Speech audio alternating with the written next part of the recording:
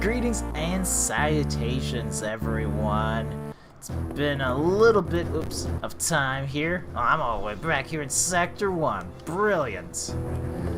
I just wanted to take a couple minutes, just talk about my thoughts with Metroid Fusion and whatnot.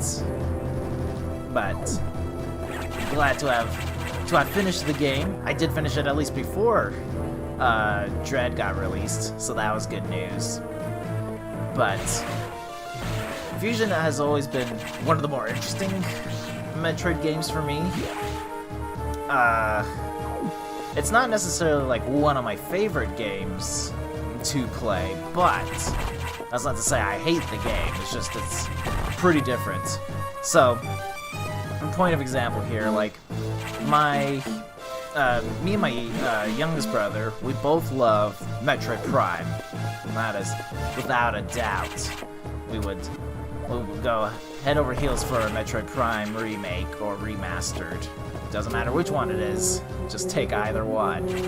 But when it comes to the 2D Metroid games, I prefer Metroid Zero Mission, which I've done on the live streaming side of things. I've done the randomizer for that, but my the same brother prefers Metroid Fusion as far as his favorite 2D Metroid games go. Both are pretty similar. I mean, they're both pretty released pretty close to each other and all that, so it's not super crazy to be like, oh, they're both pretty good, but I prefer...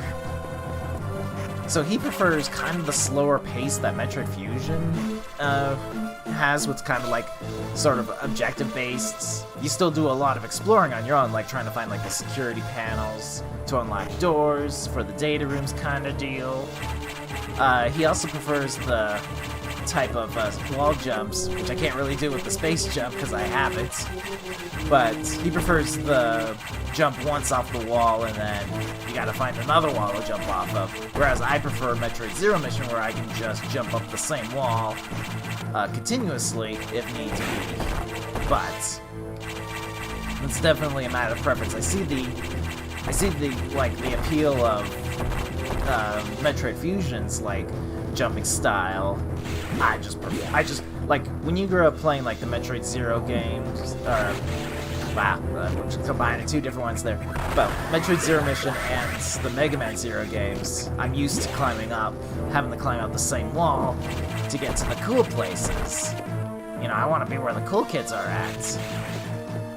But even so, like Metroid Fusion is a solid game, and it's not like. It's like, sure, like, if you start off with Metroid Fusion, story-wise, you might be a little bit lost as to exactly what's going on, but it's actually, like, really solid to start off with to learn how the genre of Metroid, how that works as a game in general. Because there's definitely more difficult Metroid games out there. That's without a doubt. at the timing of this recording, I actually just beat Metroid Dread, the new game that came out on the Switch, which that's exciting. I know there's a block here. Yes, found it. Do I need this? No. But Metroid Dread is that might be, I don't know if it's my new favorite Metroid game of all time, but it's up there with Metroid Zero Mission and Metroid Prime, without a doubt. It's up there. I sincerely love that game, but boy is that a difficult game. That was those developers really thought about appealing to sort of the veterans of Metroid fans and being like, no, you gotta work hard for this. Those blocks are destroyable? I never knew that. Boy, we learn something new every day. So I finished Metroid Dread. I'm thinking of showing it off. Might need to replay the game at least once to kind of get a little more familiar with it, because, let me tell you, like I said, it was a difficult game. I had to go around looking for like some extra missile tanks, some extra energy tanks, so I could survive. But it took me a little over 8 hours my first playthrough, which is insanely long. Definitely was not... I'm just trying to... Forgot. Not quite like... there we go. Not quite like Zero Mission. And Dread. Dread has some actually interesting mobility controls. And coming from after playing 8 hours of that to coming back to Metroid Fusion, it's taking a little bit of time.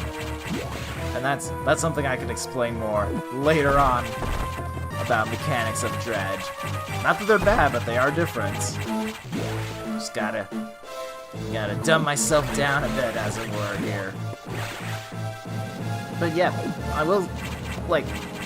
will say though, like Metroid Fusion runs well, and I don't see why there's any reason to necessarily hate Metroid Fusion, because it runs well.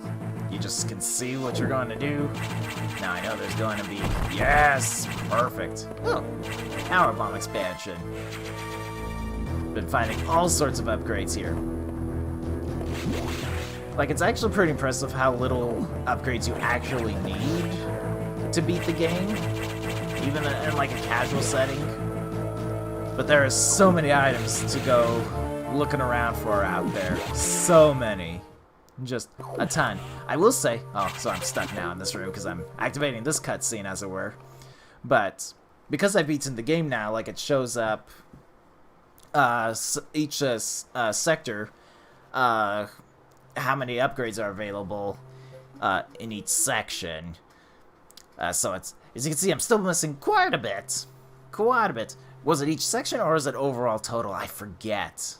Because Metroid Zero Mission does by section. Either way, I don't have enough, is what I'm trying to say. I don't have all the things. And I never will. I actually don't know, like, where all the items are here in Fusion. Unlike in Zero Mission, where at least I know where they are, I don't necessarily know how to get to them. And then Prime, I know where they're all at. I just don't necessarily know the exact order of when I should go grab those items in a normal game. In Randomizer, I'm like, oh yeah, I'm gonna need these items. So it's tricky to remember them. But yeah, no. Definitely big fan of Metroid Fusion. Somebody actually did a Metroid Fusion debug version where, like, you saw, like, in the status menu here, you see all the upgrades. In this particular, in the debug, you can actually go and activate not only different checkpoints inside the game, like when you've defeated bosses, for example, but you can turn on and off different upgrades that you have. So it's pretty cool that you can just kind of mess around, see what happens if you just are super powered up when you just first see the SAX kind of deal. So just... And it's actually cool. You can kind of free flow with ideas. Been very useful for just me kind of figuring out more about where upgrades are at in Metroid Fusion. But that's kind of about it. Just wanted to share some couple thoughts about it before we move on to the next project. Debating as to whether or not I should do Metroid Dread. I might do like another small game and then come and show off Dread more, because boy oh boy, like, gonna need to build my confidence before I'm like, yes, we can do this. But so that is it. Thank you for joining with me on this journey through Metroid Fusion. Hope you enjoyed it, and I will see you next time. Take care, everyone.